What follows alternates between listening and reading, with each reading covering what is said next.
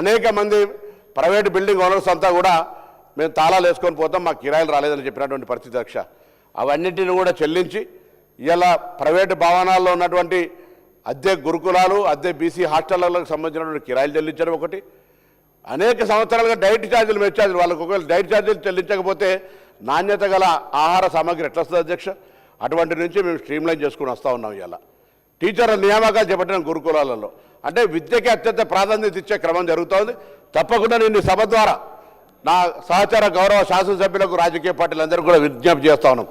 తప్పకుండా ఈ సంవత్సరం మీరు స్థలాలు కేటాయించినటువంటి ఆత్మగౌరవ భవనాలలో బరాబర్ ఆత్మగౌరవ భవనాలు కట్టి తీరుతాం. ఈ సంవత్సరం ఆర్థికంగా 2 సంవత్సరాలు వెసులుబాటు చేసుకోవడానికి సంబంధించినటువంటి అంశం వచ్చింది. డెఫినెట్లీ మేము దానికి సంబంధించి ఇప్పుడు ఈ సంవత్సరం లోపల 12,511 కోట్ల బడ్జెట్ పెట్టుకున్నాం. బడ్జెట్ ప్రకారమే కాకుండా కూడా ఇంకా అవసరమైతే దానికి సంబంధం లేకుండా ఇంటిగ్రేటెడ్ హాస్టల్స్ కావచ్చు, ఇంకా స్కిల్ డెవలప్మెంట్కి సంబంధించి కావచ్చు, కార్పొరేషన్లకు సంబంధించి కావచ్చు, అన్ని రకాలుగా ఎక్కడ కూడా ఇబ్బంది లేకుండా చేసే విధంగా 704 హాస్టళ్లలో 389 ప్రీ మెట్రిక్ సంబంధించి, 315 పోస్ట్ మెట్రిక్ సంబంధించి 74,000 మంది విద్యార్థులను సంఖ్య పెంచే విధంగా మరి ప్రయత్నం చేస్తా ఉన్నాం అధ్యక్ష.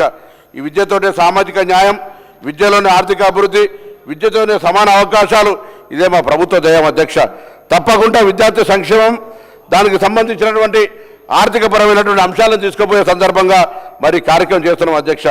పెద్దలు 71-72లో పివి నరసింహరావు గారు ఆ రోజు బీసీ గురుకులాలను తొలి దశ లోపల ఆనాటి అవసరాలు ఇచ్చే 1986-87లో ప్రారంభిస్తే అందులో నుంచి వచ్చినటువంటి అనేక అనుమతులు ఇలా మన చీఫ్ సెక్రటరీ కావచ్చు, మొన్నటిదాకున్న డీజీపీ మహేందర్ రెడ్డి కావచ్చు, ఇలా public service commission chairman Burra Venkateshwara లాంటి వాళ్ళందరూ కూడా అటువంటి గురుకులాల నుంచి వచ్చినటువంటి వాళ్ళే. గురుకులాల నాణ్యత, గురుకులాల యొక్క మౌలిక సదుపాయాలను పెంచేటువంటి ఒక ప్రయత్నం చేస్తున్నాం అధ్యక్ష.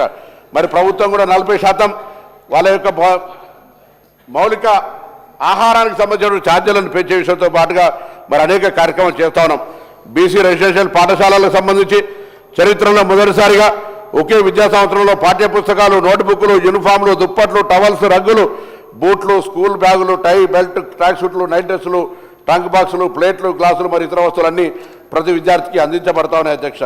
ఆ విధంగా ఐఐటి, జేఈ, త్రిపుల్-ఈ, అదేవిధంగా నెట్ పరీక్షలకు సంబంధించిన కోచింగ్ అందించడంతో పాటుగా ఎక్స్ట్రా కరిక్యులర్ యాక్టివిటీస్ లోపల కూడా పిల్లల్ని మోటివేట్ చేసే విధంగా క్రీడలు, కళలు ఇతరత్ర చేస్తున్నాం అధ్యక్ష. ఆర్టిఫిషియల్ ఇంటెలిజెన్స్ కావచ్చు, కార్పొరేట్ పని వాతావరణంలో ప్రత్యక్ష అనుభవాన్ని అందించేందుకు డిగ్రీ విద్యార్థులకు కార్యక్రమం కావచ్చు, ఈ విధంగా అనేకమైనటువంటి అంశాలను ఈరోజు శాఖ తరఫున తీసుకుంటా ఉన్నాం. గౌరవ సభ్యులు కొన్ని అంశాలను నిర్దేశించారు అధ్యక్ష. నేను చెప్తాను, ఈరోజు విద్యార్థులకు సంబంధించినటువంటి ఇప్పుడు చెప్పినటువంటి అన్ని అంశాలకు సంబంధించి విద్యార్థులకు సంబంధించినటువంటి ప్రాథమికంగా విద్య అనేటువంటిది మూలం అనేటువంటి విధంగా మరి కులగణలో వచ్చినటువంటి సమాచారం మేరకు కానీ ఇవన్నీ చేయడం జరుగుతుంది అధ్యక్ష. యంగ్ ఇండియా ఇంటిగ్రేటెడ్ను సామాజికంగా అందరూ మళ్ళీ అవగాహన కలగాలనే ఆలోచనతోటి మరి 100 ఇంటిగ్రేటెడ్ హాస్టల్స్ కూడా తీసుకోవడం జరుగుతుంది అధ్యక్ష. అదేవిధంగా స్కాలర్షిప్ బకాయిలకు సంబంధించి 3,000 నుంచి 3,000 కోట్లు బకాయి ఉంటే 12,000 కోట్లను మరి గత బకాయిలను చెల్లించే విధంగా చర్యలు తీసుకున్నాం అధ్యక్ష. మరి ఇంకా ఈ విధంగా ఉపాధ్యాయుల అవసరాలకు సంబంధించి 5,668 ఉద్యోగాలు తీసుకోవడం జరిగింది. సొంత భవనాల కోసం 500 కోట్ల కేటాయించడం జరిగిందనే మాటలు చెప్తా ఉన్నాం అధ్యక్ష. బీసీ హాస్టళ్లలో 25 కోట్లను మరి వంట గదుల కొరకు కూడా తీసుకునే విధంగా చర్యలు తీసుకుంటామని మళ్ళీ చెప్పినట్టుగా ఆత్మగౌరవ భవనాల గురించి తప్పకుండా ఈ సంవత్సరాన్ని మొన్ననే ఈ మధ్య నేను, గౌరవ కొండా సురేఖ గారు, గౌరవ వాకిటి శ్రీగారు గారు, గౌరవ శాసనసభ్యులు అందరం కూడా కలిసి మా ప్రభుత్వంలో బలహీన వర్గాలకు జరగాల్సినటువంటి అంశం మీద మా పార్టీలో అంతర్గతంగా అడిగేటువంటి స్వేచ్ఛగా మేము తీసుకొని పోతా ఉన్నాం. గతంలో నేను గత ప్రభుత్వం విమర్శించవచ్చు, ఇంతకుముందు చెప్పినట్టుగా శివ పరివారం లాగా అందరం కూడా బలహీన వర్గాలకు సంబంధించి ఎవరు అధికారంలో ఉంటే వాళ్ళు, ఎవరు ప్రతిపక్షంలో ఉంటే వాళ్ళకు సంబంధించినటువంటి సరైన సూచనలు చేసి ముందుకు పోయి వాళ్ళ అభివృద్ధికి భాగస్వామ్యం కావాలనేటువంటి ఆలోచనతో నేను సానుకూలంగా చెప్పే ప్రయత్నం చేస్తాను. విమర్శలకు ఎక్కువ తావు లేకుండా ఈరోజు మా ప్రభుత్వం అన్నిటికంటే ముఖ్యంగా ఒక సమగ్రంగా సర్వే నిర్వహించి 42% సంబంధించి ముందుకు పోయే ప్రయత్నం చేస్తున్నాం అధ్యక్ష. అసలు 42% కోర్టులో ఉన్నమాట తెలుసు, కానీ 50% కోటాకు ఈడబ్ల్యూఎస్ ఆటంకం కానప్పుడు బీసీల రిజర్వేషన్లు అందులో ఉన్న ఎంపైరికల్ డాటా ఉన్నట్టయితే అనేక కోర్టు తీర్పుల్లో కూడా ఉంది. ఎంపైరికల్ డాటా ఉన్నట్టయితే తప్పకుండా వాళ్ళ రాష్ట్ర సమాచారం మేరకు ముందుకు పోవచ్చు అనేటువంటి ఆధారంగా ఇలా మేము యొక్క కార్యక్రమం తీసుకున్నాం అధ్యక్ష. రాష్ట్ర వ్యాప్తంగా సర్వేలు నిర్వహించడమే కాదు, రాష్ట్ర వ్యాప్తంగా అందుకు సంబంధించినటువంటి చట్టపరంగా చర్చ చేసి అన్ని రకాల కార్యక్రమాలను మేము తీసుకొని ముందుకు పోతాను అధ్యక్ష. అందుకే ఈరోజు మాకు సంబంధించినటువంటి ఈ బీసీలకు సంబంధించినటువంటి కుల సర్వేను చట్టం చేసుకొని గవర్నర్ గారి ఆమోదంతో కేంద్రం పోయిన తర్వాత ఈడబ్ల్యూఎస్ లాగానే మరి పాస్ అవుతుంది కావచ్చు అనుకున్నాం అధ్యక్ష. కానీ ఒక మాట మాత్రం ఈ సభలో తప్పకుండా కాంగ్రెస్ పార్టీ కార్యకర్తగా, మంత్రిగా, శాసనసభ్యుడిగా మా పార్టీ మీద మా ప్రభుత్వం బీసీలకు ఒక సామాజిక చైతన్యానికి, సామాజిక న్యాయానికి ఛాంపియన్ అయిన కాంగ్రెస్ కేంద్రంలో అధికారంలోకి వచ్చినటువంటి ఈడబ్ల్యూఎస్కి ఎటువంటి ఆటంకాలు లేని విధంగా రిజర్వేషన్ల సంఖ్య పెంచబడ్డదో మేము ఆనాడు దాన్ని వ్యతిరేకించలేదు. రేపొద్దున కూడా బీసీలకు సంబంధించి జిత్తున ఆబాది ఉతున ఇచ్చేదారి బరాబరుగా తీసుకుంటాం. ఎవరికి కూడా అపోహ అవసరంలే. ఇది రాజకీయంగా నిర్ణయం తీసుకుంటే ఈడబ్ల్యూఎస్లో జరిగినటువంటి 10 నిమిషాల పని అధ్యక్ష, ప్రధానమంత్రి గారు తలుచుకుంటే ఒక 10 నిమిషాల లోపల ఈ యొక్క మేము పంపినటువంటి ప్రతిపాదనలు ఆమోదింపబడతాయి అధ్యక్ష. ఇవాళ మేము తెలంగాణ అందరూ కూడా బలహీన వర్గాల నాయకులు సంతోషపడాలి. ఎందుకంటే కేంద్ర ప్రభుత్వం కేంద్రంలో అఫిడవిట్ ఇచ్చింది అధ్యక్ష. మేము కులగణన చేయమని సుప్రీంకోర్టుకు అఫిడవిట్ ఇస్తే రాష్ట్ర ప్రభుత్వం తీసుకున్నటువంటి దానికి అనుగుణంగా ఇవాళ కేంద్ర ప్రభుత్వం తల ఊకి అఫిడవిట్ని వెనుకకు తీసుకొని కులగణన సర్వే చేయడానికి ఒప్పుకుంది. ఇవాళ మనందరం కూడా కలిసి కులగణన సర్వే లోపల హౌస్ లిస్టింగ్ దాని లోపల బ్యాక్వర్డ్ క్లాస్ ఇల్లు మెన్షన్ చేయలే, దాని మీద పోరాటం చేసేటువంటి ప్రయత్నం చేద్దాం. మొన్ననే జాజుల శ్రీనివాస్ గారు కొంత బీసీ నాయకులంతా కూడా ఢిల్లీలో ఒక ప్రోగ్రాం పెట్టొచ్చినారు అధ్యక్ష. మనం కూడా ఈ సభ ద్వారా కేంద్ర ప్రభుత్వము బలహీన వర్గాల కుల లెక్కలు చేస్తా అన్నప్పుడు హౌస్ లిస్టింగ్లో కూడా పెట్టాలనేటువంటి డిమాండ్ మనం చేయాల్సిన అవసరం ఉంది అధ్యక్ష. అందుకు సంబంధించి సభ ద్వారా అందరం కూడా కలిసి మరి కులాలకు సంబంధించినటువంటి హౌస్ లిస్టింగ్ కూడా చేయమని చెప్పి సందర్భంగా కోరుతున్నాం అధ్యక్ష. అదేవిధంగా ఈరోజు బీసీల విషయంలో రాజకీయ పార్టీలు ఎట్లున్నాయంటే అధికారం ఉన్నప్పుడు అటక మీద కూర్చొని అధికారం పోయినాక అంగట్లో అరిచినట్టున్నది అధ్యక్ష. నేను ఇవాళ 10 సంవత్సరాలుగా వాళ్ళు అడుగుతా ఉన్నారు అధ్యక్ష, మరి కార్పొరేషన్లకు ఎన్ని పైసలు ఇచ్చినాం అయ్యా, కార్పొరేషన్లకు ఇచ్చిన పైసలు మీ లెక్క మా లెక్క తీస్తే వట్టిగా మీ యొక్క పూర్తిగా గత 10 సంవత్సరాల ప్రభుత్వం పలచనేటువంటి పరిస్థితి వస్తుంది. అందుకే సహకారం అడిగినా కాబట్టి లెక్కల ద్వారా మిమ్మల్ని ఏదో కార్నర్ చేసేటువంటి ఆలోచన లేదు. భవిష్యత్తుకు మా ప్రభుత్వం తీసుకుంటున్నటువంటి వాటికి ఏ విధంగా ముందుకు పోవడానికి ఏదైనా సలహా సూచనలు చెప్తే ఒక బ్యాక్వర్డ్ క్లాస్ మంత్రిగా, విద్యార్థి ఉద్యోగాలను చచ్చినటువంటి వ్యక్తిగా తప్పకుండా అందుకు సంబంధించి సానుకూలంగా ప్రభుత్వంలో గౌరవ ముఖ్యమంత్రి గారు కానీ మంత్రివర్గం అంతా కూడా బీసీల పక్షపాతంగా బీసీలకు మనం ఒక ఇంక్లూజివ్ గ్రోత్ చేయకపోతే సమాజంలో ఎస్సీ ఎస్టీ మైనార్టీలు అందరూ కూడా కలిసి ముందుకు పోకపోతే అది సమగ్ర అభివృద్ధి కాదు. మనం పెట్టుకున్న విజన్ 2047 రీచ్ కామనేటువంటి ఆలోచనతో ఉన్నాం అధ్యక్ష. అందుకే నేను మీ ద్వారా ఇలా కోరుతా ఉన్నా, ఈ ప్రభుత్వం బలహీన వర్గాలకు సంబంధించి చెప్పినటువంటి విధంగా బేసిక్గా ఇన్ఫ్రాస్ట్రక్చర్ కావచ్చు, ప్రైమరీ ఎడ్యుకేషన్ కావచ్చు, స్కూల్ ఎడ్యుకేషన్ కావచ్చు, మొత్తంగా తీసుకొని ముందుకు పోతా ఉన్నాం. అందుకే ఈరోజు ఎక్కడ కూడా జాప్యం అనేది లేకుండా అన్ని రకాలుగా ఎడ్యుకేషన్కు సంబంధించిన దాంతో పాటుగా స్కిల్ డెవలప్మెంట్కు సంబంధించి, స్వయం ఉపాధి పథకాలకు సంబంధించి, వాళ్ళకు సంబంధించినటువంటి ఆత్మగౌరవ భవనాలకు సంబంధించి, వాళ్ళకు అవసరమైనటువంటి మౌలిక సదుపాయాలకు సంబంధించి ఎక్కడ కూడా ఇబ్బంది లేకుండా ఉండేటువంటి విధంగా మరి తీసుకొని పోతున్నాం అధ్యక్ష. అందులో భాగంగానే గతంలో విదేశీ విద్యకు 300 సీట్లు ఉండే, ఇలా మేము 700కి పెంచినామని గర్వంగా చెప్పుకోగలుగుతున్నాం. ఇంకా అవసరం ఉంది, 700 సరిపోతున్నాయి అంటలేను, ఇంకా పెరుగుతున్నటువంటి. ఎందుకంటే ఒక విదేశానికి ఉన్నత విద్యకు వెళ్ళిన కుటుంబం అక్కడ మంచి చదువుకొని వస్తే ఆ కుటుంబాన్ని మొత్తంగా మరి అభివృద్ధి అయ్యేటువంటి అవకాశం ఉంటుంది. గతంలో 300 ఉన్నది, ఇలా బలహీన వర్గాల కోసం 700 చేసామనేటువంటి మాట కూడా నేను ఈ సందర్భంగా మనం చేస్తాను అధ్యక్ష. అంతేకాదు ఇలా ఇంకా దానికి సంబంధించినటువంటి ఎక్కడ ఏ అవసరం ఉంటే గౌరవ సభ్యులు ఏదో సభలో చర్చించడమే కాదు, బలహీన వర్గాల సంక్షేమానికి రాజకీయాలకు అతీతంగా ఎవరు రిప్రజెంటేషన్ చేసినా, ఎవరు మా దృష్టికి తీసుకొచ్చినా మేము అందుకు సంబంధించినటువంటి ఆలోచనతో ముందుకు పోతామనేటువంటి మాట కూడా నేను సందర్భంగా మనవి చేస్తాను. ఇదేదో రాజకీయపరమైనటువంటి అంశం కాదు. బలహీన వర్గాల అభివృద్ధి అనేటువంటిది ప్రభుత్వాల బాధ్యత అధ్యక్ష.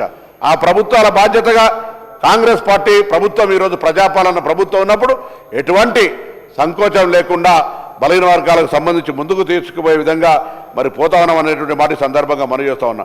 పోటీ పరీక్షలో పడే వాళ్ళకు ఉన్నత విద్యలకు సంబంధించి కావచ్చు, బీసీ స్టడీ సర్కిల్ని స్ట్రెంథెన్ చేయడం కావచ్చు, ఇలా రకరకాల అంశాలకు సంబంధించి ముందుకు పోయే విధంగా అటు అన్ని చేనేత కార్మికులకు, గీతా కార్మికులకు, మత్స్యకారులకు, ముదిరాజులకు, యాదవులకు అన్ని రకాల కార్యక్రమాలకు సంబంధించి ప్రభుత్వ ఆలోచన ఉంది.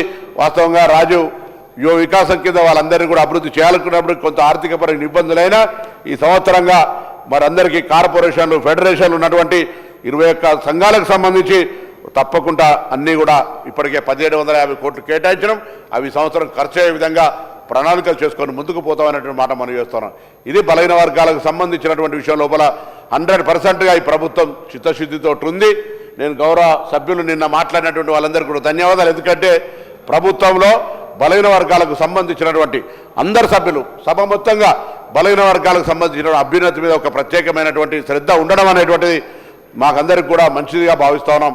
మేము ప్రభుత్వంలో ఇవాళ బలహీన వర్గాలకు సంబంధించి ఒక విజన్ తీసుకొని పోతున్న సందర్భంలో డెఫినెట్లీ ఆ విధంగా ఆలోచనతోటి ముందుకు పోతామనేటువంటి మాట నేను మరొక్కసారి కూడా మనవి చేస్తూ, నిన్న సభ్యులు తలసాని శ్రీనివాస్ యాదవ్ గారు, శ్రీనివాసరెడ్డి గారు, వివేకానంద గారు, జాఫర్ హుస్సేన్ గారు, హరీష్ బీజేపీ గారు, సునీతా లక్ష్మారెడ్డి గారు, ఖమ్మం అనిల్ రెడ్డి గారు, బీర్ల ఐలయ్య గారు, మరి బీజేపీ టీఆర్ఎస్ తరఫున హరీష్ రావు గారు అందరూ కూడా మాట్లాడినారు. అధ్యక్ష, తప్పకుండా వాళ్ళందరూ కూడా నేను కోరుతా ఉన్నా, ఏదైతే తెలంగాణ ప్రజాపాలన ప్రభుత్వం గౌరవ ముఖ్యమంత్రి రేవంత్ రెడ్డి గారి నాయకత్వంలో బలహీన వర్గాలకు సంబంధించినటువంటి అంశంలో కొంత మన స్కిల్ డెవలప్మెంట్కి సంబంధించిన ఇష్యూ కావచ్చు, సెల్ఫ్ ఎంప్లాయ్మెంట్కి సంబంధించిన ఇష్యూ లోపల ముందు విద్యలో ప్రావీణ్యత ఉంటే మరి పరిపూర్ణతగా వాళ్ళు ఇవన్నీ కూడా సెల్ఫ్ క్రియేషన్ చేసుకోగలుగుతారనే దాని మీద ఎడ్యుకేషన్లో ప్రయారిటీ ఇస్తా ఉన్నాం.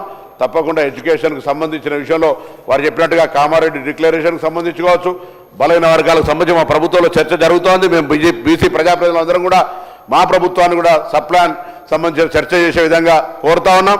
మిగతా అంశాలు కాంట్రాక్టర్లు కావచ్చు, ఇతరత్ర ఏ కామారెడ్డి డిక్లరేషన్లు పెట్టినామో మీ అందరికంటే తప్పకుండా మా పార్టీలో ప్రజాస్వామ్యం ఉంది, మేము కూడా మా ప్రభుత్వంలో చేయాలని అడుగుతున్నాం తప్ప ఎక్కడ మేము వాటికి సంబంధించిన నిర్లక్ష్యం వహించేటువంటి విషయం లేదు.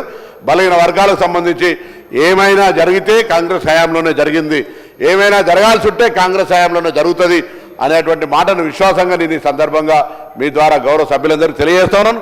తప్పకుండా 100% కాంగ్రెస్ పార్టీ బలహీన వర్గాల సంక్షేమానికి సంబంధించి నిధులు కేటాయించడమే కాదు, సంవత్సరానికి 20,000 అంటూ ఉన్నారు. మీరు ఓన్లీ బడ్జెటే కేటాయించినే కాక ఇంటిగ్రేటెడ్ హాస్టల్స్ కావచ్చు, ఇతరత్ర అనేక అంశాల ద్వారా ఇలా బలహీన వర్గాలకు చైతన్యం అయ్యేటువంటి అంశం లోపల గట్టిగా మాట్లాడుతూ బలహీన వర్గాలకు సంబంధించిన వాటా షేర్ తీసుకునే ప్రయత్నం చేస్తూ ఉన్నాం. అందుకు సంబంధించి సభ మొత్తంగా బలహీన వర్గాలు, ఎస్సీలు, ఎస్టీలు, మైనార్టీలు అభివృద్ధి అయినప్పుడే మనం ఈ రాష్ట్రానికి న్యాయం చేసిన వాళ్ళు అవుతామనేటువంటి మాట నేను ఈ సందర్భంగా మీ ద్వారా మనవి చేస్తూ, దాని తదుపరి మరి రవాణా శాఖకు సంబంధించి తీసుకుంటే అధ్యక్ష సప్లై చెప్పినా మీరు వెళ్ళే ఇప్పుడే సప్లై గురించి చెప్పినా తప్పకుండా వీఆర్ కన్సర్న్, దానికి సంబంధించిన ఆలోచనతో ఉన్నాం అధ్యక్ష. మేము మరి అదేవిధంగా రవాణా శాఖకు సంబంధించి తీసుకుంటే అధ్యక్ష, మీరు రవాణా శాఖకు సంబంధించి అందులో 2 రకాల అంశాలు అధ్యక్ష. ఒకటేమో ట్రాన్స్పోర్టు, ఒకటేమో ఆర్టీసీ అధ్యక్ష. వాళ్ళు రెండింటి గురించి కూడా మాట్లాడేటువంటి పరిస్థితి లేదు అధ్యక్ష. రవాణా శాఖకు సంబంధించి అసలు ప్రభుత్వం తరఫున 10 సంవత్సరాలుగా ఒక్క రిఫార్మ్ లేకుండా, ఒక్క నిర్ణయం లేకుండా నిర్వీర్యం చేసినారు అధ్యక్ష. ఇలా గౌరవ సభ్యులు నేను అడుగుతూ ఉంటారు, వాహన సారథి లోపల సరైనటువంటి సమాచారం ఇంటిగ్రేటెడ్ కాలే. మొన్ననే 23 తారీఖు నాడు వాహన సారథికి మేము ఇంటిగ్రేటెడ్ అయిన అధ్యక్ష. ఈ యొక్క టెక్నాలజీ 2016లో వాహన సారథి తీసుకుంటే 10 సంవత్సరాలు అధ్యక్ష మేము వద్దన్నాం అధ్యక్ష. దేశంలో ఎప్పుడు ఒక గౌరవ గడ్కరీ కేంద్ర మంత్రి గారి దగ్గరికి వెళ్ళినప్పుడు అలా అరే క్యా హువా భాయ్ ఆప్కా ప్రదేశ్ ఏకీ బచే హువే, మీ రాష్ట్రం ఒకటే తెలుగు ఉన్నదని తల వంచుకునేటువంటి పరిస్థితి ఉండే అధ్యక్ష. గత సంవత్సరంన్నర కాలంగా మేము గత సంవత్సరం సారథిలో తెలంగాణ రాష్ట్ర ప్రభుత్వాన్ని ఇంటిగ్రేట్ చేసి దానికి అనుకూలంగా డాటా అంతా ట్రాన్స్ఫర్ చేస్తూ వాహన సారథిలో ఈ సంవత్సరం జాయిన్ అయిన అధ్యక్ష. అంతేకాదు ఇవాళ ట్రాన్స్పోర్ట్ డిపార్ట్మెంట్ నుంచి అనేక రిఫార్మ్స్ తీసుకురాగలిగినాం. పారదర్శకత ఉండాలనేటువంటి ఆలోచనతోటి 10 సంవత్సరాలుగా నిర్వీర్యమైనటువంటి ఆ వ్యవస్థను మరి ముందుకు తీసుకుపోయే విధంగా ముందుగా చెక్ పోస్టులను రద్దు చేసినటువంటి ఘనత ఈ ప్రభుత్వం అధ్యక్ష. చెక్ పోస్టులు రద్దు చేయడం అనేటువంటి అంత ఆశామాషి కాదు, అటువంటిది మొత్తం రవాణా వ్యవస్థను ప్రక్షాళన చేసుకొని ఒక ట్రాన్స్పరెంట్గా ఉండాలనేటువంటి ఆలోచనతోటి ఇలా మేము చెక్ పోస్టులు రద్దు చేసాం అధ్యక్ష. అంతేకాదు ఇలా స్క్రాప్ పాలసీ తీసుకొచ్చినాం, ఇలా రిఫ్లెక్టర్ టేప్స్ తీసుకొచ్చినాం, ఈరోజు ఈవీ పాలసీ తీసుకొచ్చినాం. వారు ఆదాయం గురించి మాట్లాడుతున్నారు అధ్యక్ష. ఆదాయానికి సంబంధించి వస్తే గత సంవత్సరం 941 కోట్ల రూపాయల చిల్లర ఈవీ ట్యాక్స్ ద్వారా ప్రభుత్వం నష్టపోయినప్పటికీ కూడా పర్యావరణ దృష్ట్యా ఈ రాష్ట్రం బాగుండాలనేటువంటి ఆలోచనతో తీసుకొచ్చినాం అధ్యక్ష.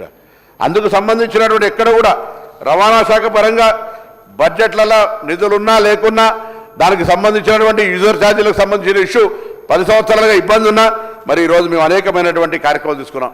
ముందనగా మనం తెలంగాణ ఉద్యమంలో మనం గుండెల మీద రాసుకున్నా బండ్ల మీద రాసుకున్నా ప్రభుత్వ ఆదేశాలు ఏం లేకపోయినా కూడా టీజీ అని రాసుకుందాం అధ్యక్ష. టీఎస్ అని ఎందుకు పేరు పెట్టారో తెలియదు, దాన్ని మళ్ళీ టీజీగా మార్చుకున్నాం అధ్యక్ష. దాని తర్వాత ఈ యొక్క రవాణా శాఖకు ఒక లోగోను లేకుండా అధ్యక్ష ఇలా ట్రాన్స్పోర్ట్ డిపార్ట్మెంట్కి ఒక లోగో తీసుకొచ్చి ఒక సెల్ఫ్ ఐడెంటిఫికేషన్ ఎక్కడికైనా వెళ్తే దానికి సంబంధించిన తీసుకొని వచ్చినాం అధ్యక్ష. అదేవిధంగా ఎలక్ట్రిక్ వాహనాలకు సంబంధించి ఇంతకు చెప్పినట్టుగా 925 కోట్ల 94 లక్షల పన్ను మినహాయింపు జరిగింది అధ్యక్ష. ఇది మామూలు విషయం కాదు. తెలంగాణలో ఈవీ వెహికల్ హబ్గా ఈ దేశంలో రాబోతోంది. మొన్ననే ప్రభుత్వ ఉద్యోగులకు కూడా 10 నుంచి 20% ఇవ్వడానికి కొన్ని కంపెనీలు ముందుకు వచ్చినాయి. తెలంగాణ ప్రభుత్వ ఉద్యోగులకు కూడా ఈవీ తరఫున ఇప్పటికే ట్యాక్స్ ఎగ్జెంప్షన్ రిజిస్ట్రేషన్ ఫీజు 0 ఉన్నప్పటికీ కూడా ఈరోజు మళ్ళీ కూడా తప్పకుండా మరి 10-20% వాళ్ళకి ఎగ్జెంప్షన్ ఇచ్చే విధంగా చర్యలు తీసుకొని ముందుకు పోతా ఉన్నాం అధ్యక్ష. అంతేకాదు ఈరోజు సారథి వాహనం సంబంధించి ఇంతకుముందే చెప్పినట్టుగా మరి సమస్యలు ఉంటే వాటిని ఇంకా ఇంటిగ్రేటెడ్ అయ్యి మొన్న 23 తారీఖు నాడే పోయినాం.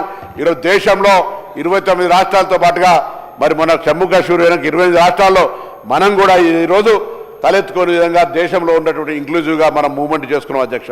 అదేవిధంగా డ్రైవింగ్ లైసెన్సులు కావచ్చు, ఆర్సీ బుక్లకు సంబంధించి డిలేను నివారించడానికి సెంట్రలైజ్డ్ విధంగా తీసుకుపోయే ప్రయత్నం చేస్తున్నాం అధ్యక్ష. ఏఎన్పిఆర్ కెమెరాలు పెట్టి ఎన్ఫోర్స్మెంట్ అంతా కూడా సీరియస్గా ఉండే విధంగా ప్రయత్నాలు చేస్తున్నాం అధ్యక్ష. ఆర్టిఫిషియల్ ఇంటెలిజెన్స్ ఆధారంగా పర్యవేక్షణ వ్యవస్థను చేసుకొని పారదర్శకత తెచ్చుకొని అన్నీ కూడా సేవలన్నీ ఆన్లైన్ ద్వారా చేసే విధంగా చేస్తున్నాం అధ్యక్ష. ఒక చారిత్రాత్మకంగా 10 సంవత్సరాలుగా మేము చేయలేనటువంటి పనిని ఇలా షోరూమ్లలోనే రిజిస్ట్రేషన్ల ప్రక్రియ పెట్టి వాహనదారులు కార్యాలయానికి వచ్చే అవసరం లేకుండా షోరూమ్లలోనే రిజర్వేషన్ ఇవ్వడం అధ్యక్ష. అంతేకాదు ఇలా లొకేషన్ ట్రాకింగ్ లైసెన్స్లో VLTD కావచ్చు, ORR పరిధిలో కొత్త ఆటో రిక్షల అనుమతులు కావచ్చు, ఆటో రిక్షలకు సంబంధించి చెప్తా ఉన్నారు అధ్యక్ష. హైదరాబాద్లో ఉన్నటువంటి డీజిల్ పెట్రోల్ ఆటోలన్నింటినీ కూడా ప్రభుత్వ ఖర్చుతో రెట్రోఫిట్ చేయడానికి ఈ బడ్జెట్లోనే 200 కోట్ల రూపాయలు పెట్టాం అధ్యక్ష. వాళ్ళకి తప్పకుండా నేను ఇంతకుముందు కూడా చెప్పిన ఏదో ఆటో కార్మికులను పట్టుకొని వీళ్ళేదో చాలా పెద్ద ఎత్తున మేము వాళ్ళకు నష్టం జరుగుతుందనే విధంగా తెలియజేసుకుంటారు. ఇప్పుడు మేము వచ్చిన తర్వాత కూడా ORR లోపల ఇస్తే ఆటోలు ఇస్తే 30,000 ఆటోలు కొత్తవి కూడా కొనిచ్చి ఉపాధి ఈవీ LPG CNG కింద ఇచ్చినాం అధ్యక్ష. అందుకే వాళ్ళు చెప్తున్నటువంటి విధంగా ఎక్కడ కూడా మరి కార్యక్రమాలకు సంబంధించి ఎటువంటి ఇబ్బంది లేకుండా గతంలో అడిషనల్గా వాహనం కొంటే 2% ట్యాక్స్ ఉండే అధ్యక్ష. ఆ 2% ట్యాక్స్ సంబంధించి కూడా తీసుకోవడం జరిగింది. అదే రోడ్ సేఫ్టీకి సంబంధించి అధ్యక్ష, గతంలో రోడ్డు సేఫ్టీ వారం ఉంటుండే అధ్యక్ష. ఇలా రోడ్ సేఫ్టీ మాసం చేసినారు. ఇప్పుడు దాదాపు రోజుకు 20 మంది యావరేజ్లో చనిపోతుంటే ఈ ప్రభుత్వం రోడ్ సేఫ్టీ కౌన్సిల్స్ను ఏర్పాటు చేసి ప్రతి 3 నెలలకు ఒక్కసారి కలెక్టర్ల సమావేశం ఏర్పాటు చేసి అక్కడ ఉండేటువంటి రోడ్డు రవాణా, అదేవిధంగా పోలీసు, ఎడ్యుకేషను, దాని తర్వాత R&B డిపార్ట్మెంట్ కూడా అంతా సమన్వయంగా రోడ్ సేఫ్టీని ఒక ప్రత్యేక ఉద్యమంలాగా తీసుకుంటా ఉన్నాం. ఈ విద్యా సంవత్సరం అయిపోయింది. నెక్స్ట్ విద్యా సంవత్సరంలో ఈ రాష్ట్రంలో ఉన్నటువంటి లక్షలాది మంది విద్యార్థుల ద్వారా ఒక అఫిడవిట్ వాళ్ళ తల్లిదండ్రులు మేము రోడ్డు భద్రతను రూల్స్ను పాటిస్తామని ఒక అఫిడవిట్ తీసుకునే విధంగా కార్యాచరణ రూపొందిస్తున్నాం అధ్యక్ష. అందుకే రోడ్ సేఫ్టీకి సంబంధించి 65 లక్షల రూపాయలు పెట్టి కొనుక్కునేటువంటి వాళ్ళకు ఒకటే వన్ టైం కింద రోడ్ సేఫ్టీ చేసి ఆ రోడ్ సేఫ్టీ కింద వసూలు చేసి పెద్దగా ఇబ్బందికరమైనటువంటి పరిస్థితి కాదు అనేటువంటి మనం చేస్తా ఉన్నాం అధ్యక్ష. లైసెన్సుల గురించి చెప్తా ఉన్నారు. తాగి నడిపితే పూర్తిగా ట్రాఫిక్ రూల్స్ అవాయిడ్ చేస్తే మోటార్ వెహికల్ యాక్ట్ ప్రకారంగా ఉన్నటువంటి ప్రొవిజన్స్ పేరుకే మరి పూర్తిగా వాహన నిబంధనలను ఉల్లంఘించిన వాళ్ళకి సంబంధించినటువంటి కార్యక్రమం తీసుకొని పోతున్నాం అధ్యక్ష. అదేవిధంగా మిత్రులు 2014 నుంచి 2014 నుంచి 23 దాకా కూడా నేను చెప్పిన అధ్యక్ష, గతంలో పాపం మా మిత్రుడు అజయ్ మంత్రి ఉంటుండే, కానీ అక్కడ వేరే ప్యారలల్ రాజ్యాంగ శక్తి అసలు మొత్తం వ్యవస్థ నిర్వీర్యం చేసినటువంటి పరిస్థితి. ఇలా మా దగ్గర రిఫార్మ్స్ మీరు ఒక్కసారి ఎవరైనా ట్రాన్స్పోర్ట్ డిపార్ట్మెంట్లో నేను ఎవరైనా స్వచ్ఛంద సంస్థను కూడా సర్వే చేయమంటా ఉన్నా, చెక్ పోస్టులు రద్దు చేయడం కావచ్చు, ఇన్ని రిఫార్మ్స్ తీసుకురావడం కావచ్చు, పారదర్శకత అన్ని ఆన్లైన్ సేవలు తీసుకురావడం కావచ్చు జరుగుతున్నటువంటి పరిస్థితిని ఒక్కసారి ఈ సందర్భంగా మరి కోరుతా ఉన్నా. అదేవిధంగా రోడ్ సేఫ్టీకి కూడా ఈ రాష్ట్రంలో డిపార్ట్మెంట్ మొత్తంగా అటు పోలీస్ శాఖ రవాణా శాఖ కలిపి అరైవల్ పేరు మీద కానీ విధంగా మొత్తంగా అనేక కార్యక్రమాలు తీసుకుంటుంది అనేటువంటి మాట కూడా నేను ఈ సందర్భంగా మనవి చేస్తున్నాను అధ్యక్ష. రహదారి భద్రత మౌలిక వసతుల గురించి కానీ సుప్రీంకోర్టు తీర్పుకు అనుగుణంగా రోడ్డు సేఫ్టీ సెస్ కానీ ఇలా అన్ని రకాలకు సంబంధించినటువంటి విషయం లోపల మరి యాక్సిడెంట్లు తగ్గించడానికి మేము తీసుకుంటున్నటువంటి చర్యలు అనేకం అధ్యక్ష. వీటిని మనం అందరం కూడా ప్రశంసించి మనం కూడా అందులో భాగస్వామ్యం కావాలి. నేను మొన్ననే గౌరవ మరి మా ఈ ప్రభుత్వ ఉద్యోగులకు ఈవీ వెహికల్స్ ఇచ్చే సందర్భంలో శాసనమండలి చర్చలలో ఒక మాట చెప్పిన అధ్యక్ష. గౌరవ శాసనసభ్యులందరికీ కూడా మరి వాహనాలు ఈవీ వాహనాలు కొనుక్కునే విధంగా కొంత సబ్సిడైజ్ చేసి ఇప్పటికే ట్యాక్స్ ఎగ్జంప్షన్ రిజిస్ట్రేషన్ ఎగ్జంప్షన్ ఉంది కాబట్టి మనం అందరికీ కూడా రోల్ మోడల్ కాబట్టి ఈవీ వెహికల్స్ను కొనుక్కునే విధంగా మరి సభా వ్యవహారాల శాఖ మంత్రి గారు అన్నారు. వారి ద్వారా నేను గౌరవ ఆర్థిక మంత్రిని కోరుతా ఉన్న అందరికీ 119 ఎమ్మెల్యేలకు ఎమ్మెల్సీలకు మరి ఈవీ వెహికల్స్ అందరికీ అధికారులకు కూడా ప్రభుత్వం కూడా ఈసారి ఈవీ వెహికల్స్కు సంబంధించి కొత్త ప్రొక్యూర్మెంట్ చేసినప్పుడు మొత్తంగా ఈవీ వెహికల్స్ కొనుగోలు చేసేటువంటి ఒక ప్రక్రియ తీసుకుంటుంది అధ్యక్ష. ఆక్సిజన్కి సంబంధించి మనం ఈరోజు ఎక్కడైతే ఇబ్బందికరమైతే ఉన్నటువంటిదో మనం దానికి సంబంధించినటువంటి ఇష్యూను కూడా చేసేటువంటి ఒక ప్రయత్నం చేస్తాం అధ్యక్ష. ఆటోమేటిక్ డ్రైవింగ్ టెస్టులను కూడా మాన్యువల్ ఇంటర్వెన్షన్ లేకుండా ఆటోమేటిక్ టెస్టింగ్ స్టేషన్లు ఆటోమేటిక్ డ్రైవింగ్ స్టేషన్లు స్క్రాప్ పాలసీస్కి వారికి ఇన్సెంటివ్ ఇవ్వడము ఈ విధంగా అనేక కార్యక్రమాలు చేస్తూ ఇంకా డిపార్ట్మెంట్ స్ట్రెంథెన్ చేయడానికి రవాణా శాఖలో 4 ఆర్టీఓ పోస్టులను 113 ఏఎంవీలను 54 కానిస్టేబుళ్లను 20 జూనియర్ అసిస్టెంట్లను భర్తీ పూర్తయింది అధ్యక్ష. వారు గౌరవ సభ్యులు ప్రమోషన్లకు సంబంధించి అడిగినారు. ఆ ప్రమోషన్లకు సంబంధించి కోర్టులో ఒక కేసు ఉంది. ఆ కేసును మరి టెక్నికల్ నాన్ టెక్నికల్కి సంబంధించిన అంశం మీద రిజాల్వ్ చేయమని చెప్పినాం. వాళ్ళు కోర్టు చెప్పినట్టుగా కొంత పోస్టులు పక్కనే పెట్టైనా ప్రమోషన్లకు సంబంధించి ఈ ప్రభుత్వం ఎక్కడ కూడా ఆపాలనేటువంటి మాట ఉద్దేశం లేదనేటువంటి మాట మనం చేస్తా ఉన్నాం. తర్వాత కిరాయి భవనాల గురించి చెప్తున్నారు అధ్యక్ష. అసలు ట్రాన్స్పోర్ట్ జిల్లాలు ఇన్ని చేసిన తర్వాత వాళ్ళు 63 రవాణా శాఖ కార్యాలయాలు ఉంటే 31 కార్యాలయ అద్దె భవనాలే నడుస్తున్నారు అధ్యక్ష. ఇలా మేము వచ్చిన తర్వాత మంచి విలువైన భూములు కలిగిన రంగారెడ్డి అక్కడిక్కడ కూడా 17 శాఖలకు సంబంధించి మరి జాగాలు తీసుకున్నామనే మాట ఈ సందర్భంగా మనం చేస్తాను. రాబడి పెంపుకు సంబంధించి ప్రత్యేక నెంబర్ల ఫీజును పెంచడం కావచ్చు. ఎందుకంటే సామాన్యునికి భారం లేనటువంటిది. అదేవిధంగా 4 వాహనాలు సంబంధించి క్వార్టర్లీ ట్యాక్స్ ఉండేది లైఫ్ ట్యాక్స్గా చేసుకోవడం కానీ ఇతరత్ర అనేక రకాలుగా కొంత రిఫార్మ్స్ తీసుకొచ్చి రవాణా శాఖకు సంబంధించి కూడా కొంత పారదర్శకతను పెంచుకోవడంతో పాటుగా ఎక్కడ కూడా మరి ఇబ్బంది లేకుండా చేసేటువంటి ఒక ప్రయత్నం చేస్తున్నాం అధ్యక్ష.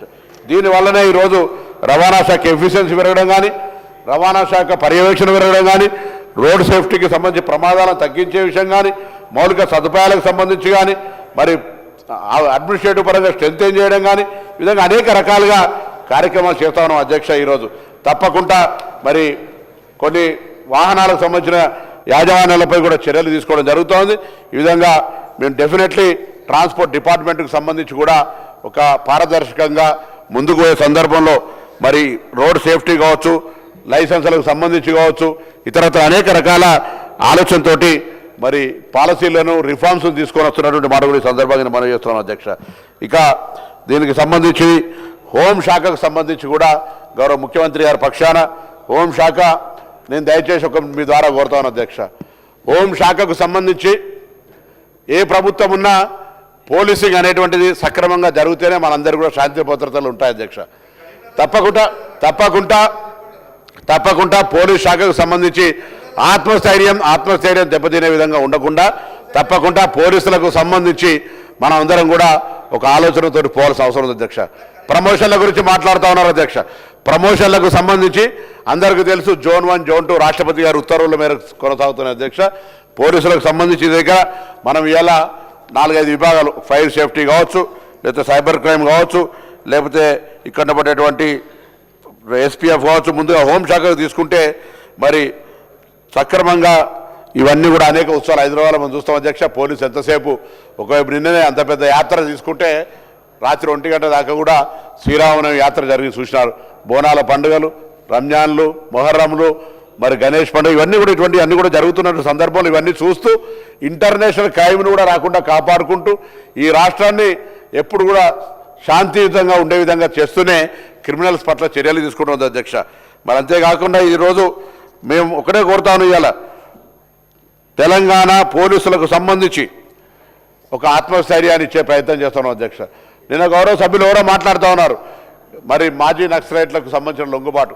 ఈరోజు వాళ్ళ కేంద్ర మంత్రి గారే మన ప్రభుత్వ విధానాన్ని ప్రశంసించే విధంగా మనం ఈ దేశంలోనే నెంబర్ 1గా ఉన్నాం. శాంతిగా ఉండాలి, ఎటువంటి హింసకు తావులేనటువంటి చర్చల ద్వారా అందరినీ కూడా మనం తీసుకోవాలి అనేటువంటి మాట చెప్తాను. ఇలా తిరుపతి గారు, దేవ్జీ గారు, రాజిరెడ్డి గారు, బడే చొక్కారావు గారు, వీళ్ళందరూ ఇటువంటి వాళ్ళు కాక మొన్ననే 7th మార్చి నాడు 130 మందిని 124 వెపన్స్ తోడు కూడా తీసుకోవడం జరిగింది అధ్యక్ష. ఈరోజు జాతీయ మానవ హక్కుల కమిషన్ సంబంధించి కూడా మరి 100 పైగా కేసులు జరిగినప్పటికీ కూడా తెలంగాణ పోలీసుల తీరును ప్రశంసించినారు అధ్యక్ష. అంతేకాకుండా ఈరోజు మనం పోలీసుల కుటుంబాల సంక్షేమానికి కూడా ఒక పాఠశాలను ఏర్పాటు చేయడం జరిగింది అధ్యక్ష. పోలీసులకు సంబంధించి ఎప్పటికప్పుడు ప్రమోషన్లు ఇవ్వడము, వాళ్ళకు సంబంధించిన నియామకాలు చేపట్టడము, దేశంలోనే తెలంగాణ పోలీసు నెంబర్ 1గా ఉండడము, అదేవిధంగా తెలంగాణకు సంబంధించినటువంటి మహిళల రక్షణ కొరకు సంబంధించి ప్రత్యేకమైనటువంటి డిపార్ట్మెంట్ను ఏర్పాటు చేయడము, సైబర్ క్రైమ్ను కావచ్చు, డ్రగ్స్ను అరికట్టడానికి కావచ్చు, ఇట్లా ఒక్కొక్కటిగా ఈ తెలంగాణ ప్రభుత్వం పోలీసులకు సంబంధించినటువంటి అనేక అంశాలు, ఉదాహరణ ఫైర్ సేఫ్టీ తీసుకున్నా, మహిళల రక్షణ తీసుకున్నా, సైబర్ క్రైమ్ తీసుకున్నా కూడా ఎక్కడైనా కూడా వ్యక్తుల గురించి మాట్లాడేది లేదు. తప్పకుండా పోలీస్ సంస్థ, పోలీస్ వ్యవస్థ గురించి మాట్లాడతాం. తప్పకుండా ఎవరైనా ఎక్కడైనా తప్పు జరిగితే వాటన్నిటినీ సరైన విధంగా స్పందించే కార్యక్రమం తీసుకుంటా ఉన్నాం. మరి తప్పకుండా ప్రతి పోలీస్ పట్టభద్రుడు అయ్యే విధంగా మరి వాళ్ళకు ఓపెన్ యూనివర్సిటీ అవకాశం ఇస్తాను. జైళ్ళలో కూడా డిహైడ్రేషన్ సెంటర్స్ పెడతా ఉన్నాం. ఎక్కడికక్కడ కూడా మరి వాళ్ళందరూ కూడా సామాజిక బాధ్యత కూడా అలైవ్ కింద మరి రక్షణకు సంబంధించినటువంటి కార్యక్రమం తీసుకుంటా ఉన్నాం. ఎప్పుడైనా ఈ శాఖ తరఫున అందరం కూడా మరి ఏదైనా పొరపాటు ఉంటే మరి తప్పకుండా ఉన్నతాధికారుల దృష్టికి తీసుకుపోయే అవకాశం ఉంది. ఈరోజు తెలంగాణ రోడ్డు భద్రతలకు సంబంధించి కూడా అలైవ్లకు సంబంధించిన కార్యక్రమం తీసుకొని పోతున్నాం అధ్యక్ష. మేము ఈరోజు సైబర్ క్రైమ్కి సంబంధించిన బాధితులు ఏ పోలీస్ స్టేషన్ వెళ్లకుండా ఎఫ్ఐఆర్ నమోదు చేసుకోవడానికి నగర పోలీసులు సి-మిత్ర అనే వర్చువల్ డెస్క్ కూడా ప్రారంభించింది అధ్యక్ష. అదేవిధంగా వ్యవ పట్టణీకరణ, వృద్ధి చెందడంతో భారత్ ఫ్యూచర్ సిటీ ప్రాజెక్టు పర్యవేక్షణకు, శాంతి భద్రతలు కాపాడడానికి, పోలీసింగ్ సామర్థ్యాన్ని పెంచడానికి 29/12/2025 జీవోఎంఎస్ నెంబర్ 141 ద్వారా హైదరాబాద్ రాచకొండ కమిషనరేట్లను ఫ్యూచర్ సిటీ కమిషనర్ ఏర్పాటు చేయడం జరిగింది అధ్యక్ష. టీసేఫ్ ఆధునిక టెక్నాలజీ ఉపయోగించి మహిళా భద్రత పర్యవేక్షణకై రాయ్పూర్ ఛత్తీస్గఢ్ లో నవంబర్ 27-29 మధ్య జరిగిన కాన్ఫరెన్స్ లో ప్రారంభించినారు అధ్యక్ష. అదేవిధంగా సైబరాబాద్ పోలీస్ కమిషనరేట్లోని షామీర్పేట పోలీస్ స్టేషన్ లో 2020 సంవత్సరానికి గాను దేశంలో అత్యుత్తమ పోలీస్ స్టేషన్లుగా నిలిచినట్టు ఛత్తీస్గఢ్ లో జరిగిన డీజీల సమావేశం ప్రకటించింది అధ్యక్ష. అదేవిధంగా పాస్పోర్ట్ వెరిఫికేషన్ లో గోల్డ్ స్టాండర్డ్ నెలకొల్పేందుకు 2025 జూన్ 24న పాస్పోర్ట్ సేవ్ దినస్ ఈ కార్యక్రమంలో తెలంగాణ పోలీస్ శాఖ ప్రతిష్టాత్మకంగా పురస్కారాన్ని అందుకున్నది అధ్యక్ష. తెలంగాణ పోలీస్ శాఖ అంతర్గతంగా వెరీ ఫాస్ట్ యాప్కు ఈ యొక్క ఘనత కూడా దక్కింది అధ్యక్ష. అంతేగా తెలంగాణ పోలీస్ ప్రపంచ స్థాయిలో సాంకేతిక ఆవిష్కరణలకు గాను జాతీయ స్థాయిలో అనేకమైనటువంటి పురస్కారాలు అందుకుంది అధ్యక్ష. ఈరోజు తప్పకుండా తెలంగాణకు సంబంధించి మరి ఎక్కడెక్కడైతే మహిళలకు సంబంధించిన భద్రత కావచ్చు, సైబర్ క్రైమ్స్ కావచ్చు, మరి బెట్టింగ్ సంబంధించిన పాటుగా డ్రగ్స్ కొరకు ఒక ఈగల్ని ఏర్పాటు చేసి ఈరోజు బెట్టింగ్ను పూర్తి స్థాయిలో కంట్రోల్ చేసే విషయంగా మరి డ్రగ్స్కు సంబంధించి కూడా మన గౌరవ సభ్యులు మాట్లాడుతూ చెప్పిన ఆ డ్రగ్స్ మన రాష్ట్రంలో ఉత్పత్తి అయ్యేటివి కావు అధ్యక్ష. ఈ డ్రగ్స్ అన్నీ కూడా బయట నుంచి వస్తున్నప్పుడు బయట ఉన్నటువంటి లొసుగులను మరి కేంద్ర ప్రభుత్వం కొంత రాకుండా కాపాడడానికి వేరే దేశాల నుంచి వస్తున్నప్పుడు ఏ విధమైన చర్యలు తీసుకుంటారో అది కూడా మనం ఈరోజు అలైన్మెంట్ కావాల్సిన అవసరం ఉంది కేంద్రంతో అనేటువంటి మాట సందర్భంగా మరి ముఖ్యమంత్రి గారు అక్కడికి వెళ్ళినప్పుడు ఈ అంశం మీద మరి సంబంధించి చెప్తా ఉన్నారు. ఇలా సైబర్ క్రైమ్ సంబంధించి కేంద్ర హోంశాఖ సహాయ మంత్రి ఇన్ఛార్జిగా బండి సంజయ్ గారు ఈ వ్యవహారాన్ని చూస్తూ ఉన్నారు. వారి దృష్టి కూడా అనేక సందర్భాల్లో తీసుకొని సాంకేతిక పరంగా మనకు కావాల్సినటువంటి తీసుకొని పోయే విధంగా చేస్తా ఉన్నాం అధ్యక్ష. ఉమెన్ సేఫ్టీకి సంబంధించి కావచ్చు, మహిళా అకృత్యాలపై అదేవిధంగా గౌరవ సభ్యులైన లాకప్ డేస్ సంబంధించి వెంటనే చర్యలు తీసుకోవడం జరిగింది అధ్యక్ష. అంటే పోలీసుల పరంగా మనమందరం ఎవరన్నీ మాట్లాడినా ఆత్మస్థైర్యం ఉండే విధంగా చర్యలు తీసుకోవాల్సిన అవసరం ఉంది. ఇవాళ జైళ్ల శాఖ కావచ్చు, ఫైర్ శాఖ కావచ్చు, ఈరోజు ఏసీబీ కావచ్చు, లేకపోతే ఈ విధంగా అన్ని పోలీసులకు సంబంధించినటువంటి విషయం లోపల ఈ ప్రభుత్వం చిత్తశుద్ధితోటి పోలీసుల మనోధైర్యాన్ని పెంచుతూ క్రిమినల్స్ ఒక భయపడే విధంగా కఠినంగా మరి పోలీసులు ఫ్రెండ్లీ పోలీసింగ్ చేస్తూనే మరొక వైపు నేరస్తుల పట్ల కఠినంగా వివరించేటువంటి చర్యలు తీసుకొని ఇబ్బంది లేకుండా ముందుకు పోతుందనే మాట ఈ సందర్భంగా మనవి చేస్తూ తప్పకుండా గౌరవ సభ్యులు వ్యక్తిగతంగా ఏదైనా అంశాలు చెప్తే వాటిని తప్పకుండా ప్రభుత్వంలో పరిశీలించడం జరుగుతుందనే మాట నేను ఈ సందర్భంగా మనవి చేస్తున్నాను అధ్యక్ష. అదేవిధంగా మీరు ఏమని చెప్తే లేదా నేను అది आप जो पूछे वो सब बोल रहे साहब. ఇప్పుడు వాళ్ళకి సంబంధించి తప్పకుండా నేను ఒకటే మాట చెప్తాను, పోలీసులు ఏ ప్రభుత్వంలో ఉన్నా పోలీసులకు మనోధైర్యం కలిగించాల్సిన అవసరం ఉంది అధ్యక్ష. పోలీసులకు సంబంధించి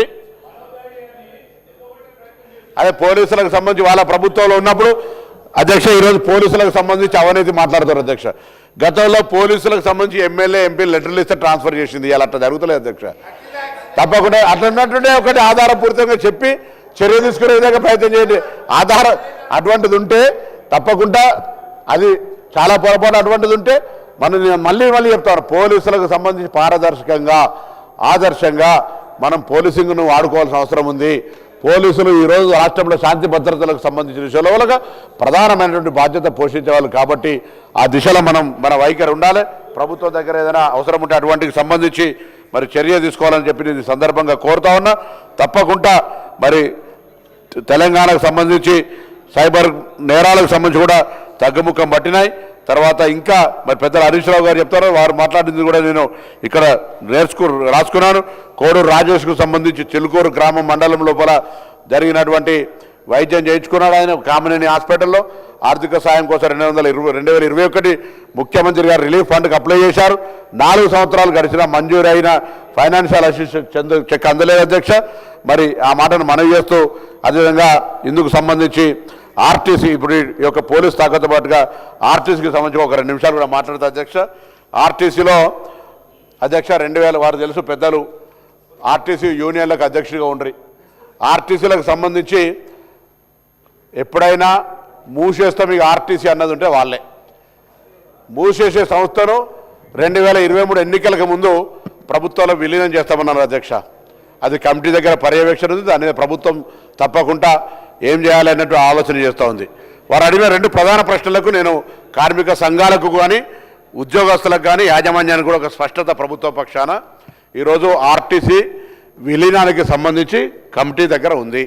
కమిటీ ఆనాడు ఆధారబాధరగా వీళ్ళు ప్రభుత్వంకు ఉన్న వ్యతిరేకత 50,000 కుటుంబాలు ఉన్నాయి. ఏ విధంగా వాళ్ళని మనం ఆనాడు ఉన్నటువంటి ఇంటెలిజెన్స్ నివేదికల మేరకు 10 సంవత్సరాలు ఎన్నికలు వస్తున్నాయని 10 సంవత్సరాలు ఆర్టీసీని నిర్వీర్యం చేసి ఆఖరికి ఒక మేనేజింగ్ డైరెక్టర్ను కూడా నేరుగా ఆఫీసర్ పెట్టాలని పరిస్థితులలో ఆర్టీసీని నిర్వీర్యం చేసి ఎండీ అయినా సాఫ్ ఉండాలి అధ్యక్ష. అటువంటి పరిస్థితులలో మేము వచ్చిన తర్వాత ఇలా ఆర్టీసీని రిఫార్మ్ చేస్తాం అధ్యక్ష.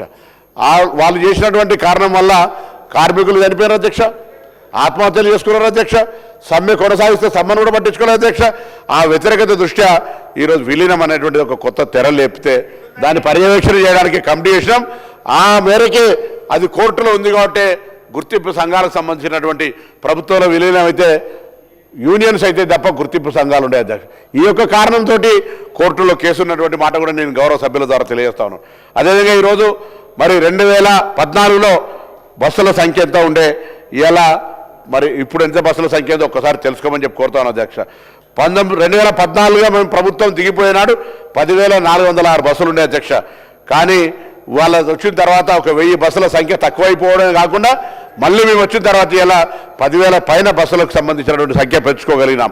ఈరోజు ప్రతిరోజు ఆ రోజు 40 వీళ్ళ ప్రభుత్వంలో బస్సులే కొత్తగా లేవు, కరోనా కారణం అంటారు. ఏదైనా కరోనా బస్సుల పరంగా నిన్న కూడా గౌరవ శాసనసభ్యులందరితోటి ఆర్టీసీ తరఫున ఒక ముఖాముఖి మీటింగ్ పెట్టుకుంటే కరోనా టైంలో రద్దయిన బస్సులను ప్రారంభించమని అడుగుతా ఉన్నారు. వాళ్ళు ప్రారంభించారు అధ్యక్ష. ఈరోజు కొత్తగా హైదరాబాద్ కూడా 320 రూట్లు ప్రారంభించడమే కాక ఎక్కడెక్కడైతే సభ్యులు అడుగుతారో వాళ్ళ బస్సులన్నీ కూడా స్టార్ట్ చేసే విధంగా ప్రయత్నం చేస్తా ఉన్నాం. ఈరోజు దాదాపు రోజు 62 లక్షల మంది ప్రయాణికులు దాదాపు 35 లక్షల కిలోమీటర్లు తిరిగే విధంగా కార్యక్రమం చేస్తుంది అధ్యక్ష. ఈరోజు ఆనాడు తెలంగాణ ఏర్పడకుండా 60,000 మంది ఉద్యోగులు ఉంటే 48,000కు పడిపోయింది అధ్యక్ష. మళ్ళీ ఇలా మేము కొత్త నియామకాలు చేపడతా ఉన్నాం. నియామకాలు అంటే కారుణ్య నియామకాలు దాదాపు 1000 వరకు ఇచ్చినాం అధ్యక్ష. అంతేకాదు గత ప్రభుత్వాల లోపల ఉద్యోగాలు కోల్పోయి వివిధ రకాలుగా ఉన్నటువంటి వాళ్ళు ఒక క్షమాభిక్షగా వాళ్ళకు మాకు సంబంధించి మేము సంస్థలో పనిచేస్తామంటే 3 మెంబర్ల కమిటీ వేసి ఆ ఉద్యోగాలను కూడా 250 పైన ఉద్యోగాలు ఇచ్చినాం అధ్యక్ష. ఇలా డ్రైవర్లు కండక్టర్ల దాకా దాదాపు 4500 ఉద్యోగాల ప్రక్రియ పోలీస్ రిక్రూట్మెంట్ బోర్డు ద్వారా మరి కార్యక్రమం కొనసాగుతోంది అధ్యక్ష. దాని తర్వాత ఈరోజు ఆర్టీసీ పరంగా కూడా మరి ఎక్కడ కూడా ఇబ్బంది లేకుండా బస్సుల సంఖ్యను పెంచడం కావచ్చు, ఉద్యోగుల సంఖ్యను పెంచడం కావచ్చు. మహాలక్ష్మి ద్వారా వాళ్ళ అమౌంట్ గురించి అడుగుతున్నారు అధ్యక్ష. అవును, 9,700 కోట్ల రూపాయల బెనిఫిట్ జరిగింది. 7,000 కోట్ల రూపాయలు చిల్లరిచ్చినారు. నిన్న వారు గౌరవ సభ్యులు అంటా ఉన్నారు, మేము సంవత్సరానికి 15,000 కోట్ల రూపాయలను మేము వాళ్ళకు ఫండ్ కింద ఇచ్చినామని. అధ్యక్ష, మొత్తంగా 10 ఏళ్ళలో కలిపితే 7,000 కోట్లు కూడా కావు అధ్యక్ష. వాళ్ళు ప్రకటించింది సంవత్సరానికి 1,500 కోట్లు అయితే వాళ్ళు మొత్తంగా 10 సంవత్సరాలు కూడా 7,000 ఇవ్వలేదు అధ్యక్ష. ఇలా మేము 2 సంవత్సరాల్లోనే దాదాపు 7,800 చిల్లర కోట్లను ఈ ప్రభుత్వం తరఫున ఆర్టీసీకి ఇచ్చినాం. ఇది వ్యవస్థ. ప్రభుత్వం తరఫున మహిళలకు ఉచితంగా ఇచ్చేటువంటి ఛార్జీల్ని ప్రభుత్వం భరిస్తూ ఉంది. 9,000 చిల్లర మహిళలకు బెనిఫిట్ అయిందని చెప్పే సందర్భంలో గవర్నర్ ప్రసంగంలో 7,800 కోట్లు ఇచ్చినామని చెప్తా ఉన్నాం. దాంట్లో రహస్యంగా దాచిపెడతలేం. మీకంటే ఎక్కువ కన్సర్న్ మాకుంది. ఆ ప్రయాణికులకు సంబంధించినటువంటి పేమెంట్ను ఏదైనా బల్క్ ప్యాసింజర్స్ ఉన్నప్పుడు హోల్సేల్ పోతే రిటైల్లో తక్కువ దొరుకుతుంది. అట్లా గవర్నమెంట్కి సంబంధించిన పేమెంట్ను ఎట్లెట్లా ఫైనాన్షియల్ సర్కమ్స్టెన్సెస్ ఉంటే పేమెంట్ చేస్తాం. ఆర్టీసీకి మేము 3 అంశాల మీద మా ప్రభుత్వం నడుస్తుంది అధ్యక్ష. ఒకటి, ప్రయాణికులకు సంబంధించినటువంటి సౌకర్యాల విషయంలో ఎక్కడ కూడా మేము 2 కొత్త డిపోలు చేయడమే కాకుండా బస్టాండ్లో మౌలిక సదుపాయాలను కలగజేయడమే కాకుండా ఆర్టీసీ పరంగా ప్రయాణికులందరూ కూడా హ్యాపీగా ఉండే విధంగా కార్యక్రమాన్ని తీసుకుంటున్నాం అధ్యక్ష. నేను ఇంతకుముందే ముందే చెప్పిన ఫస్టే, ఆ శివ పరివారం లాగా రోజు 65 లక్షల మంది ప్యాసింజర్లను ట్రాన్స్పోర్ట్ చేసే సంస్థను మీరు నిర్వీర్యం చేస్తే మేము నిర్వీర్యం నుంచి బయటకు తీసుకొచ్చి మహాలక్ష్మి ఇచ్చి మహాలక్ష్మి దారిలో బతికి మళ్ళీ జీవం పోసి కొత్త బస్సులు కొని మహిళల సంఘాల ద్వారా కూడా బస్సులు కొనుక్కొని ఇలా మీరు ఇంకొక మాట చెప్తారు అధ్యక్ష. నేను పొన్నం ప్రభాకర్ గారు ప్రజాపాలన ప్రభుత్వం వచ్చిన తర్వాతనే ఎలక్ట్రికల్ బస్సులను కొని నిరుద్యోగులను చేస్తున్నాం అధ్యక్ష. ఇది 2018లో వీళ్ళు 40 బస్సులతో ప్రారంభించారు అధ్యక్ష. ఇది ఇలా కొత్తగా ఏం కాదు. అంతకుముందే దాదాపు 2,000 చిల్లర ఆర్టీసీ బస్సులు హైర్ పద్ధతినే అధ్యక్ష. ఇది ఒకటే పద్ధతి. ఆ దాని ప్రకారంగానే ఇలా కండక్టర్ మనోడు ఉంటాడు, ఆమ్దాని అక్కడ ఉండబడే లెక్క ఆర్టీసీ తరఫున తీసుకుంటుంది, డ్రైవర్ మాత్రమే బస్ మెయింటెనెన్స్ మాత్రమే వాళ్ళ ఉంటుంది. ఇలా మేము ఈ ప్రభుత్వం తీసుకొచ్చిన కొత్త పాలసీ కాదు అధ్యక్ష. అవును, హైదరాబాద్లో ఈవీ పాలసీ ఉండాలని ప్రైమ్ మినిస్టర్ ఈ డ్రైవ్ కింద మనకు 2,800 బస్సులు ఇస్తే అది మేము దానికి కూడా ప్రభుత్వం తరఫున మేము లెక్క రాసినాం. లెటర్ రాసి మేము PM ఈ డ్రైవ్ కింద మీరు ఇచ్చే బస్సులకు ఏ సబ్సిడీ అవుతుందో అది ప్రైవేటుకు సంబంధం లేకుండా ఆర్టీసీకి ఇవ్వండి, ఆర్టీసీ తరఫున కొనుగోలు చేస్తాం, మేమే నడుపుతామని అడిగినప్పటికీ కూడా కేంద్ర ప్రభుత్వం అంగీకరించాలి. నేను గౌరవ భారతీయ జనతా పార్టీ సభ్యులను అడుగుతాను, ఈ ప్రభుత్వంగా ఎవరియో బస్సుల్ని ప్రైవేట్ వాళ్ళకి ఇవ్వాలి, ప్రైవేట్ వాళ్ళకి నడపాలని ఉద్దేశం ఉంటే మేము మహిళా సంఘాల ద్వారా బస్సులు కొనకపోదాం అధ్యక్ష. ఇలా హెయిర్ బస్సుల సంఖ్య మేము పెంచలేదు అధ్యక్ష. హెయిర్ బస్సులు ఆనాడు గత కొద్ది కాలంగా నడుస్తున్నటువంటివి ఉన్నాయి. అవసరమైన కాడ కొత్త సొంతం కొనుగోలు చేస్తా ఉన్నాం తప్ప హెయిర్ బస్సుల సంఖ్య వేస్తలేము ఈరోజు. ఆ విధంగా ఆర్టీసీకి సంబంధించినటువంటి అసెట్స్ని ఇంప్రూవ్ చేయడం కావచ్చు, ఇలా గాజుల రామారావు దగ్గర 100 కోట్లు కావచ్చు, ఫ్యూచర్ సిటీ దగ్గర 100 కోట్లు కావచ్చు, సిటీకి 4 దిక్కుల రాజు మన ఈ రింగ్ రోడ్డుకు అనుగుణంగా టెర్మినల్స్ ఏర్పాటు చేసే విధంగా మనం ఒక ఆలోచన చేస్తాం అధ్యక్ష. నేను మళ్ళీ అడుగుతున్న గౌరవ సభ్యులు, ఎక్కడైనా వాళ్ళ గ్రామాల్లో కానీ హైదరాబాద్ నగరంలో కొత్త కాలనీలకు కానీ బస్సు రావాలి, అక్కడ ప్రయాణికులు రావడానికి సిద్ధంగా ఉన్నారు. బస్సు ఎక్కడానికంటే కొత్త బస్సును కొత్త రూటును ఎక్స్పాన్షన్ ఆ రూట్ అక్కడ దాకా తీసుకునే విధంగా ఏర్పాటు చేస్తున్నాం. ఇటీవల కాలంలో మా మేనేజ్మెంట్ 322 రూట్లను హైదరాబాద్లో ఉన్నటువంటి కొత్త కాలనీలకు కనెక్ట్ చేసింది. 10-15 ఏళ్ల తర్వాత ఇలా ఆర్టీసీ విధంగా ఎక్స్పాన్షన్ చేసుకొని పోతోంది. ఇలా ఈవీ బస్సులకు సంబంధించి కూడా ఒకటే మాట, ఇటు ఈవీ ఆటోలు కావచ్చు, ఈవీ కార్లు కావచ్చు, ఈవీ బస్సులు కూడా హైదరాబాద్లో ఎయిర్ ఇండెక్స్ను ఒక ఎయిర్ క్వాలిటీ ఇండెక్స్ మెయింటైన్ చేయాలనేటువంటి ఆలోచనతోటి, పర్యావరణం నుంచి హైదరాబాద్ను కాపాడాలనే ఆలోచనతో మాత్రమే తీసుకుంటుంది తప్ప అందులో అది కూడా నేను ముందే చెప్పినట్టుగా ఈ యొక్క ఈవీ బస్సుల పాలసీ వాళ్ళ హయాం నుంచి వచ్చింది. నేను దాన్ని ప్రోత్సహించి కొత్తగా మొత్తం ఆర్టీసీని కంప్లీట్గా తీసేసి ఈవీ బస్సులకు స్థానం ఇస్తలేము అధ్యక్ష. అది కూడా కేంద్ర ప్రభుత్వం మేరకు PM ఈ డ్రైవ్ పథకం మేరకే బస్సులు కొనుగోలు చేస్తూ ఉన్నాం. వాటిని కూడా సొంతంగా తీసుకునే ప్రయత్నం చేస్తూ ఉన్నాం. రెట్రోఫిట్ ద్వారా చేస్తూ ఉన్నాం. వీలైనంత వరకు పర్యావరణాన్ని తగ్గించే విధంగా 15 సంవత్సరాలకు సంబంధించిన స్క్రాప్ పాలసీని వాడుకుంటా ఉన్నాం. ఈ విధంగా అన్ని రకాలుగా ఆర్టీసీ అంటే ఇది తెలంగాణ ప్రజలు, గ్రామీణ ప్రాంత ప్రజలు, ముఖ్యంగా పేద వర్గాలకు సంబంధించి ఒక లైఫ్ లైన్గా ఉండే విధంగా గ్రామాన బస్సులు తీసుకునేటువంటి ఒక ప్రయత్నం చేస్తా ఉన్నాం. దీన్ని మీరు ప్రశంసించండి, ఇంకా అవసరమైన సలహాలు సూచనలు చెప్పండి. రవాణా శాఖ తరఫున మరి ఆర్టీసీ పరంగా కావచ్చు, ట్రాన్స్పోర్ట్ డిపార్ట్మెంట్ పరంగా ఇంకా ఈ ప్రభుత్వంలో ప్రజలకు ఏ విధంగా మేలు జరుగుతుందో తప్పకుండా మీరు ఒక నిర్మాణాత్మక సూచనలు ఇస్తే మేము డెఫినెట్లీ ఆ సూచనలను అమలు చేయడానికి గౌరవ ముఖ్యమంత్రి రేవంత్ రెడ్డి గారి నాయకత్వంలో ఉన్న ఈ సహచర కేబినెట్ అందరం కూడా ఆ విధమైనటువంటి సూచనలు తీసుకుపోతాం. కానీ బట్టగాల్చి మీద వారేసి మీరు 10 సంవత్సరాలుగా నిర్వీర్యం చేసి ఒక ఎండీని నియమించలేక, ఒక కొత్త బస్సు కొనలేక, ఒక ఉద్యోగ నియామకం చేపట్టక మమ్మల్ని ఏదో విమర్శించేటువంటి ప్రయత్నం చేస్తే మేము ప్రజల ముందర చర్చ పెడతాం. మరొకసారి తెలియజేస్తున్న ఈ వేదిక ద్వారా తెలంగాణ ప్రజాపాలన ప్రభుత్వం ఆర్టీసీ కార్మికుల సంక్షేమం ఇలా వాళ్ళందరూ సలీడు కొడతా ఉన్నాం. ఎందుకంటే తెలంగాణ ఉద్యమంలో వాళ్ళు అగ్రభాగాన్ని నిల్చొని నై చెలేగా బస్కపయ్యా నై చెలేగా అనేటువంటి ఉద్యమ పాత్రదారులు 10 ఏళ్ళు నిర్వీర్యం చేశారు. చచ్చిపోతే కూడా పట్టించుకోవాలి అధ్యక్ష, మీకు తెలుసు. అన్ని డిపోలు బందే, 60 రోజులు మొత్తం సమ్మె చేస్తే కూడా ఆర్టీసీ మూసేస్తామని చెప్పినారు అధ్యక్ష. వాళ్ళ మొత్తం పేపర్ క్లిప్పింగ్స్ అన్నీ ఉన్నాయి. ఆర్టీసీని మూసేస్తామన్నప్పటి నుంచి ఎండీని నియామకం చేపట్టినటువంటి నుంచి అలా మేము కొత్త బస్సులు, కొత్త ఉద్యోగాలు, 40 లక్షల నుంచి 65 లక్షల ప్యాసింజర్స్ ఎక్కుతా ఉన్నారు. మహిళలకు ఉచితంగా ఇస్తున్నాం. మహిళల సంఖ్య పెరిగింది. ఓఆర్ రేటు, ఆక్యుపెన్సీ రేటు 91% అయింది అధ్యక్ష. ఇవాళ ఉద్యోగాలకు సంబంధించి బస్సులే తక్కువ కాలే. నేను నిన్ననే గౌరవ సభ్యులను అడిగినా, ఎక్కడైనా కొత్త బస్సులు కావాలంటే ఇవ్వండి, రాజకీయం లేదు, ప్రజల అవసరాల కొరకు బస్సులు వేయడానికి సిద్ధంగా ఉన్నామని గౌరవ శాసనసభ్యులందరితో ఫీడ్బ్యాక్ తీసుకుంటాను. తప్పకుండా ఆ బస్సులు ఎక్కడెక్కడ అడిగితే అక్కడ బస్సులు వేసే విధంగా చర్యలు తీసుకుంటాం. ఇది మా ప్రభుత్వ ఒక ఆలోచన. ఎందుకంటే పేదవాడికి ప్రతిరోజు అదే చెప్తాను. వారు కూడా వచ్చి బస్సులకు సంబంధించి రిప్రజెంటేషన్ చేస్తాను అధ్యక్ష. నేను గౌరవ శాసనసభ్యులందరినీ కూడా కోరుతున్నా, ఇటు కానీ బస్సులకు సంబంధించి ఇలా పేద గ్రామీణ ప్రాంతాల ప్రజలకు అది విద్య కొరకు కావచ్చు, ఉపాధి కొరకు కావచ్చు, వాళ్ళ ఆరోగ్య పరీక్షల కొరకు కావచ్చు, బంధువులింటికి పోయడానికి కొరకు కావచ్చు, లేదా దేవాలయాలకు పోవడానికి వారి మొక్కులు తీసుకోవడానికి కావచ్చు. ఇవాళ ఆర్టీసీ గ్రామాన పోయేటువంటి ప్రయత్నం చేస్తూ ఉంది. కొత్త బస్సులు కొనుగోలు చేస్తూ ఉంది. రేపు 2800 ఈ బస్సులు హైదరాబాద్కి వచ్చినాక ఈ బస్సులన్నీ పల్లె గ్రామాలకు వెళ్ళే విధంగా ఏర్పాట్లు చేస్తూ ఉన్నాం. ఏ ఒక్క ఉద్యోగికి అభద్రతా భావం అవసరం లే. ప్రతి ఉద్యోగిని మేము ఈరోజు ఈ ప్రభుత్వం అక్కన పెట్టుకొని వాళ్ళకి రావాల్సినటువంటి పేమెంట్స్ అంతా కూడా మరి బాండ్స్ అమౌంట్ ఉండే అధ్యక్ష 280 కోట్లు. వాళ్ళు పీఆర్సీ 2017-2000కి సంబంధించిన ఇవ్వకపోతే మేము 3400 కోట్లు ఇచ్చి అలా రిటైర్మెంట్ అవుతున్న గురించి ఇచ్చినాం అధ్యక్ష. ఈరోజు మీరు పీఆర్సీ ఇయ్యలే, మీరు బాండ్లు ఇయ్యలే, మీరు ఉద్యోగుల సంక్షేమం చూడలే, కారుణ్య నిరాకరణ ఇయ్యలే, ఆర్టీసీ బస్సు కొనలే, ఉద్యోగం ఇయ్యలే. మీరు ఇలా ఆర్టీసీ గురించి మాట్లాడే అర్హతనే లేదు. అది మాట్లాడితే దయ్యాలు వేదాలు వాళ్ళు ఇచ్చినట్టయితే అధ్యక్ష, దానికి ఎంత తక్కువ మాట్లాడితే అంత మంచిది. ఇలా ధైర్యంగా ఆర్టీసీ క్రాస్ రోడ్ మీద కూర్చొని కూడా ప్యాసింజర్ దగ్గర చర్చ చేసేటువంటి ధైర్యం ప్రభుత్వానికి ఆ శాఖ మంత్రిగా నాకుంది. నేను ఎందుకు చెప్తానంటే ఇలా ఆర్టీసీ అనేది తెలంగాణ రాష్ట్రంలో లైఫ్ లైన్ పేద ప్రజలందరికీ కూడా అపాయింటెడ్ డేట్ ఎప్పుడు ఇచ్చినాం, మీరు అది కూడా రాయలేకపోయారు. అపాయింటెడ్ డేట్ ఎప్పుడు ఇచ్చినాం.